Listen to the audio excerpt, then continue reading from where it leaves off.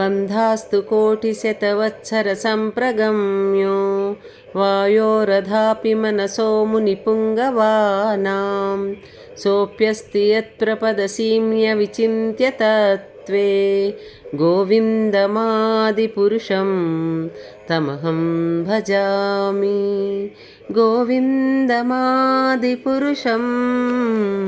तमहं भजामि एकोऽप्यसौ रचयितुं जगदण्डकोटिं यच्छक्तिरस्ति जगदण्डचयायदन्तः अन्दान्तरस्थपरमाणुचयान्तरस्थं गोविन्दमादिपुरुषं